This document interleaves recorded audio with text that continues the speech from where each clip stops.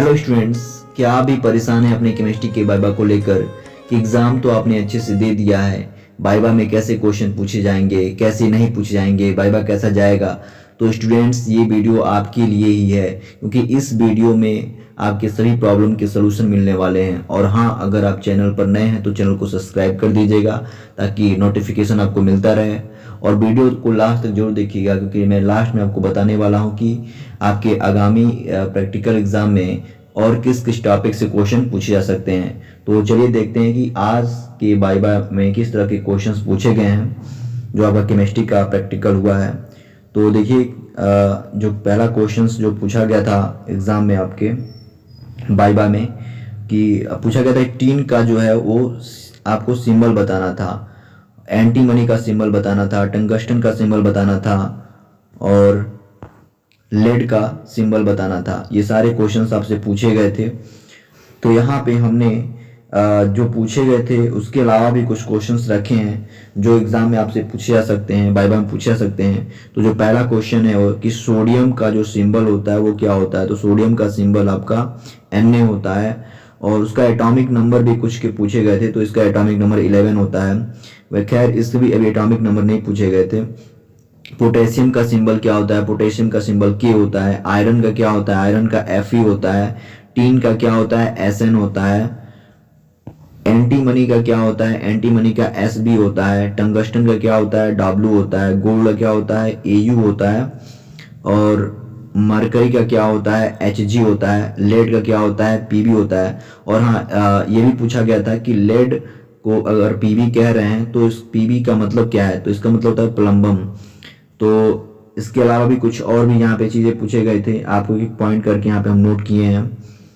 यहाँ पे जो अगला पूछा गया था कि उस एलिमेंट का नाम बताइए जिसके एटॉमिक नंबर 5, 6, 8, 9, 14, 20 etc ऐसे पूछे गए थे। यानी आपको एटॉमिक नंबर बता के उसका एलिमेंट का नाम पूछा जा रहा था। तो आपको कम से कम 30 तक तो याद ही होना चाहिए एलिमेंट्स और उसके एटॉमिक नंबर।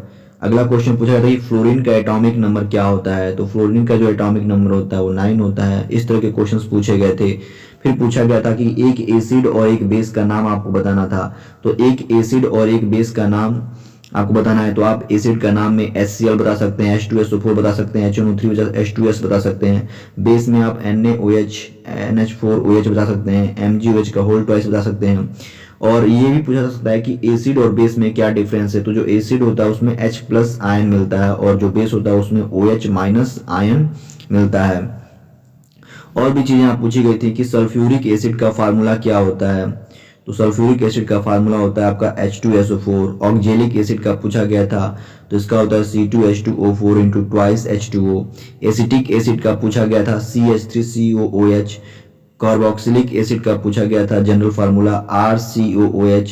फास्फोरिक एसिड का पूछा गया था H3PO4। तो ये क्वेश्चंस पूछे गए थे। और भी क्वेश्चंस पूछे गए थे आपसे। Examples of cations and anions आपसे पूछा गया था कि एक एग्जांपल बताइए केटायन का और एनायन का। तो केटायन का एग्जांपल क्या होता है। तो केटायन जो होते हैं वो मेटल होते हैं और ये H+ मतलब पॉजिटिव चार्ज होता है। केटायन पे जो होता है उसमें पॉजिटिव चार्ज होता है। उसके जो एग्जाम्पल्स हैं यहाँ पे दिए गए हैं H+, Na+, K+, Ca2+, Fe2+, Fe3+, Cu+, Cu2+। और ये भी पूछा गया था कि Fe2+ है तो उसको क्या कहेंगे। तो उसको वो फेरस कहते हैं। और Fe3+ है तो क्या कहेंगे, फेरिक कहेंगे। Cu+ है तो क्या बोलेंगे, क्यूप्रस कहेंगे। Cu2+ है तो क्या बोलेंगे, क्यूप्रिक कहेंगे। ये क्वेश्चंस पूछे गए थे आपसे। और एनायंस के एग्जांपल की बात करें तो एनायंस पे जो चार्ज होता है वो नेगेटिव चार्ज होता है और ये नॉन मेटल होते हैं। इसमें एग्जांपल की बात करें तो Cl- कह सकते हैं, Br-, I-, OH-, CO3-, NO3-, NO2-, PO4-3-। तो ये आपके एनायंस के एग्जांपल हो गए। तो आपसे बस एक एक पूछा गया था तो आप बता ही सकते हैं इसको देख के। आप इतना सारा यहाँ पे केटायंस और एनायन का एग्जांपल दिया गया है। और भी क्वेश्चंस पूछे गए थे। अच्छा, यहाँ पे एक पॉइंट और हमने यहाँ पे नोट किया अपनी तरफ से कि जो आपका ऑक्सीजन है वो तो नाइदर केटायन है नॉर एनायन है। ऑक्सीजन जो होता है वो आपका न तो केटायन है और न ही एनायन है। और क्वेश्चंस क्या पूछा गया था, हाँ ये क्वेश्चन पूछा गया था कि ऑक्जेलिक एसिड की बेसिसिटी कितनी होती है। तो ऑक्जेलिक एसिड की जो बेसिसिटी होती है वो 2 होती है। और यहाँ पे हमने बता दिया है कि बेसिसिटी एक्चुअली होता क्या है। ये बेसिसिटी क्या होता है कि number of hydrogen ion date can be displaced in solution. जो सोल्यूशन में हाइड्रोजन आयन डिस्प्लेस्ड होते हैं उनका जो नंबर होता है उसी को हम बेसिसिटी बोलते हैं। और पूछा गया था आपसे एलिफैटिक एसिड और एरोमेटिक एसिड के एग्जांपल्स पूछे गए थे। तो यहाँ पे हमने एक एक पूछा गया था, बट यहाँ पे हमने 3-4 रख दिया यहाँ पे। तो एलिफैटिक एसिड की बात करें तो यहाँ पे acetic acid, oxalic acid, lactic acid और फॉर्मिक एसिड जो है वो एलिफैटिक एसिड है। और एरोमेटिक एसिड की बात करें तो बेंजोइक एसिड और अमीनो एसिड जो होते हैं एरोमेटिक एसिड होते हैं। आपको ये नाम याद रखने हैं। फिर पूछा गया था आपसे एलिफैटिक कंपाउंड और एरोमेटिक कंपाउंड। तो एलिफैटिक कंपाउंड में मेथेन, प्रोपेन और ब्यूटेन होते हैं, और एरोमेटिक कंपाउंड में बेंजीन, टोलुइन और एनिलीन होते हैं। और भी सारे एग्जांपल हैं, बट आपसे एक एक पूछा गया था तो आप बता सकते हैं, यहाँ पे किसी एक को बता सकते हैं। मेथेन, प्रोपेन, ब्यूटेन में, बेंजीन, टोलुइन और एनिलीन में कुछ भी बता सकते हैं। फिर आपसे पूछा गया था पीरियोडिक टेबल में कितने ब्लॉक होते हैं। तो ये आप सभी को पता होगा, पीरियोडिक टेबल में कितने ब्लॉक होते हैं, 4 ब्लॉक होते हैं, S block, P block, D block और एफ ब्लॉक। और आगे भी इससे क्वेश्चंस पूछे गए थे कि एस ब्लॉक में कौन से एलिमेंट आते हैं और पी ब्लॉक में कौन से एलिमेंट आते हैं। तो यहाँ पे हमने लिखा है यहाँ पे कुछ एलिमेंट के नाम। एस ब्लॉक के एलिमेंट आपसे एक ही पूछा गया था, हाइड्रोजन है, लिथियम है, सोडियम है, मैग्नीशियम है, कैल्शियम है। और इसमें ये भी चीज पूछा गया था कि जो ये एस ब्लॉक के एलिमेंट हैं उसमें कितने ग्रुप होते हैं। तो इसमें 2 ग्रुप होते हैं, ग्रुप 1 और ग्रुप 2। ग्रुप 1 में कौन आते हैं, तो ग्रुप 1 में जो आते हैं एस ऑर्बिटल में जिनके 1 इलेक्ट्रॉन होते हैं वो ग्रुप 1 में आते हैं, और एस ऑर्बिटल जिनके 2 इलेक्ट्रॉन होते हैं वो ग्रुप 2 में आते हैं। ग्रुप 1 के जो एलिमेंट्स होते हैं उनको बोलते हैं एल्कली मेटल्स, और ग्रुप 2 में जो होते हैं एल्कलाइन अर्थ मेटल बोलते हैं। और यहाँ पे जो लिथियम और सोडियम है वो ग्रुप 1 में आएगा, मैग्नीशियम, कैल्शियम जो ग्रुप 2 में आएगा। तो ये एस ब्लॉक के एलिमेंट हैं। आपसे एक पूछा गया था, बट यहाँ पे हमने 3-4 रखा है ताकि आप इजीली बता सकते हैं। यहाँ पे पी ब्लॉक का एलिमेंट पूछा गया था, तो पी ब्लॉक में boron, carbon, nitrogen, oxygen family आते हैं। इसमें 13 से लेकर 18 ग्रुप्स तक के एलिमेंट्स आते हैं पी ब्लॉक के। तो आप ऐसे बता सकते हैं बोरान, कार्बन, नाइट्रोजन, ऑक्सीजन ये सब पी ब्लॉक के एलिमेंट हैं। इनकी फैमिली भी जो होती है वो सब पी ब्लॉक के अंदर ही आते हैं। डी ब्लॉक के एलिमेंट तो पूछा नहीं गया था, बट यहाँ पे हमने रख दिया है कि डी ब्लॉक के कौन से एलिमेंट होते हैं। तो इस scandium, titanium, vanadium, chromium, manganese, iron, cobalt ये सब क्या होते हैं, डी ब्लॉक के होते हैं। एफ ब्लॉक के कौन होते हैं, लैंथेनम और सेरियम, ये एफ ब्लॉक के होते हैं। ये खैर इससे नहीं पूछा गया था आपसे, बस केवल एस ब्लॉक और पी ब्लॉक से पूछा गया था। तो आप इन एलिमेंट्स को ध्यान में रखिएगा। फिर आपसे क्या पूछा गया था, अक्रिय गैस या इनर्ट गैस या नोबल गैस के बारे में पूछा गया था कि अक्रिय गैस का नाम बताइए। तो हीलियम होता है, नियान होता है, आर्गन होता है, क्रिप्टन होता है, जेनान होता है, रेडान होता है। ये सब अक्रिय गैस यानी नोबल गैस होते हैं। इनके यहाँ पे हमने सिंबल रख दिए HE, NE, AR, KR, XE और RN। ये सब इनर्ट गैस या नोबल गैस हैं, और ये ग्रुप 8A में होते हैं। ग्रुप 8A में रखा जाता है इनको।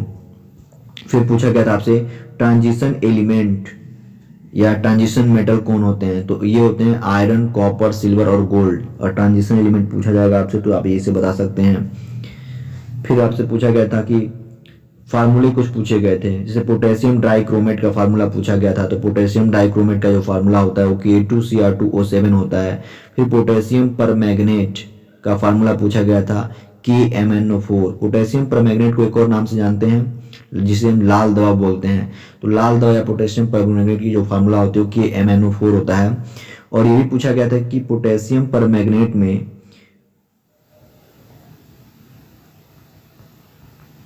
ये Mn का जो बैलेंसी है उसे बताना था। जो Mn की बैलेंसी है वो कितनी होती है, तो Mn की जो बैलेंसी होती है वो +7 होता है। ठीक है।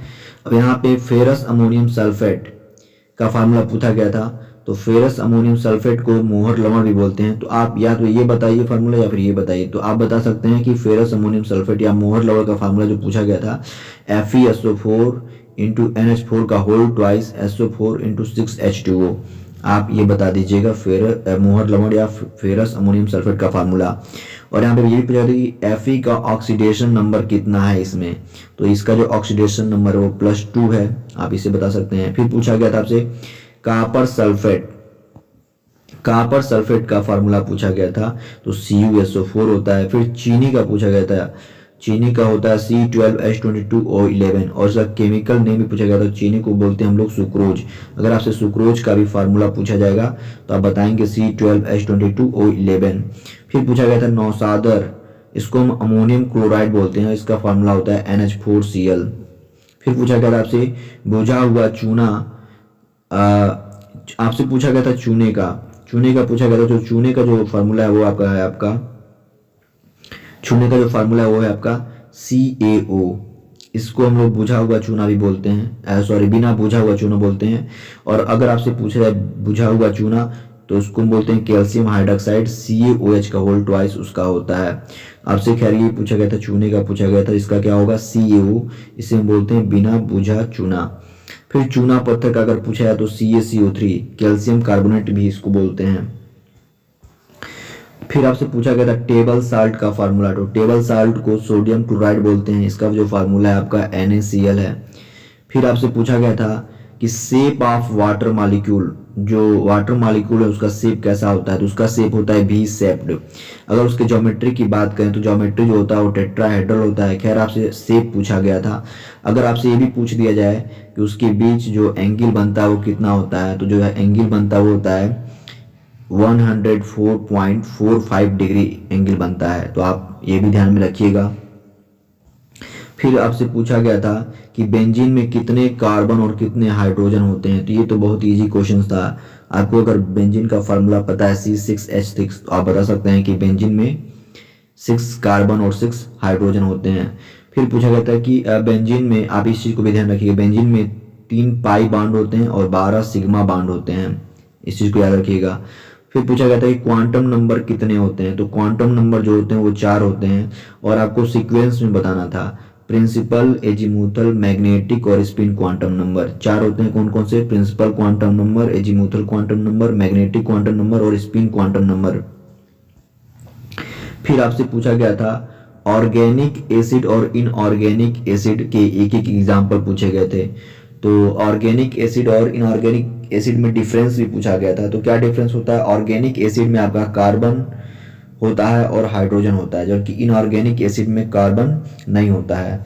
और ऑर्गेनिक एसिड के एग्जाम्पल की बात करें तो यहाँ पे आप देख सकते हैं सिट्रिक एसिड, एसिटिक एसिड और फॉर्मिक एसिड, ये जो होते हैं आपके ऑर्गेनिक एसिड हैं। और इनऑर्गेनिक में बात करें तो H2SO4 यानी sulphuric acid, nitric acid, phosphoric acid और HCl हाइड्रोजन क्लोराइड, ये सब क्या है आपके इनऑर्गेनिक एसिड के एग्जाम्पल हैं। फिर यहाँ पे हाँ एक चीज़ और यहाँ पे मेंशन हमने किया है कि CO2 और CO, देखिए अभी यहाँ पे हमने लिखा है कि कार्बन नहीं होता है, ऑर्गेनिक में कार्बन नहीं होता है, ऑर्गेनिक में कार्बन होता है और इनऑर्गेनिक में कार्बन नहीं होता है। बट CO2 इसमें कार्बन होते हुए भी ये इनऑर्गेनिक कंपाउंड है।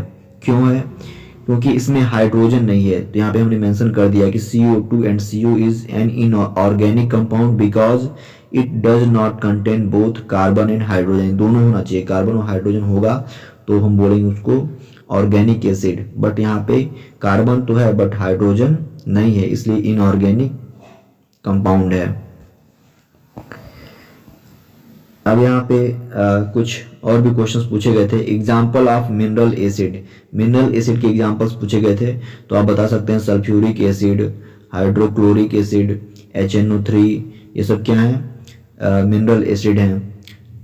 अब यहाँ पे एक क्वेश्चन हमने अपने पास से रखा है कि अगर मेथेन की ज्योमेट्री की बात करें तो मेथेन की ज्योमेट्री क्या होती है? टेट्राहेड्रल होती है और बॉन्ड एंगल कितना होता है? 109.5 डिग्री। यहाँ आपके मेथेन का स्ट्रक्चर हमने बना दिया है, आप इसी को याद रखिएगा। अब यहाँ पे सम इम्पॉर्टेंट फार्मूले, यहाँ पे कुछ और भी फार्मूले हैं जो उनको हमने यहाँ पे रख दिया है जो इम्पोर्टेंट है और एग्जाम में पूछे जा सकते हैं। जैसे कि सोडियम बाइकार्बोनेट या खाने का सोडा NaHCO3 होता है, क्लोरोफॉर्म या कार्बन ट्राइक्लोराइड CaCl3 होता है, तूतिया या नीला थोथा इसको बोलते हैं CuSO4 × 5H2O होता है। फिटकरी का पूछा जाए तो क्या बताएंगे? K2SO4 Al2SO4 का होल थ्राइस 24H2 होता है। सोडा या पोटेशियम नाइट्रेट पूछा जाए तो KNO3 बता सकते हैं आप। हाइड्रोजन परऑक्साइड अगर पूछा जाएगा तो H2O2 बताएंगे। यूरिया पूछा जाएगा तो NH2CO NH2 बताएंगे। ग्लूकोज और सुक्रोज में बच्चे काफ़ी कंफ्यूज होते हैं, तो ग्लूकोज का जो होता है C6H12O6 होता है, और सुक्रोज का मतलब आपका चीनी से है तो C12H22O11 होता है। तो याद रखिएगा, ग्लूकोज सुक्रोज में कंफ्यूज मत होइएगा। अगला है पोटेशियम साइनाइड, इसे हम लोग जहर भी कहते हैं, तो आप याद रखिएगा पोटेशियम साइनाइड को क्या बोलते हैं, जहर। इसका होता है KCN। अगला जो है आपका सोडियम कार्बोनेट या धावन सोडा, सोडियम कार्बोनेट को धावन सोडा या वाशिंग सोडा बोलते हैं। इसका जो फार्मूला होता है Na2CO3 × 10H2O। अगर आपसे केवल सोडियम कार्बोनेट पूछा जाएगा तो केवल आप बताएंगे Na2CO3, बट अगर धावन सोडा या वाशिंग सोडा कहा जाएगा तो 10H2O भी उसमें आ जाएगा। नाइट्रस ऑक्साइड या लाफिंग गैस, इसका पूछेगा तो N2O बताएंगे आप। अब हम बात करते हैं, जैसा कि हमने कहा है कि लास्ट में आपको बताने वाले हैं कि और किस किस टॉपिक से क्वेश्चंस पूछे जा सकते हैं आपके आगामी प्रैक्टिकल एग्जाम में, यानी कल के एग्जाम में। तो आपको यहाँ पे पीरियोडिक टेबल से रिलेटेड क्वेश्चंस को पढ़ना है, जैसे कि metal, non metal, rare earth metal, alkali metal, alkaline metal, halogens, noble gas, lanthanoids, actinoids. अब इलेक्ट्रॉनिक कॉन्फ़िगरेशन पढ़ लीजिएगा, aufbau principle, Pauli exclusion principle पढ़ लीजिएगा, ऑक्सीडेशन एंड रिडक्शन पढ़ लीजिएगा, SPDF ब्लॉक के एलिमेंट पढ़ लीजिएगा, हाइब्रिडाइजेशन पढ़ लीजिएगा, एटॉमिक नंबर पढ़ लीजिएगा, acid, base, salt, isotopes, isobar, ये सब पढ़ लीजिएगा। ये सब क्वेश्चन से आपके वाइवा में पूछे गए थे, और आप इनको पढ़ लेते हैं अगर, तो आपका वाइवा अच्छा से जाएगा।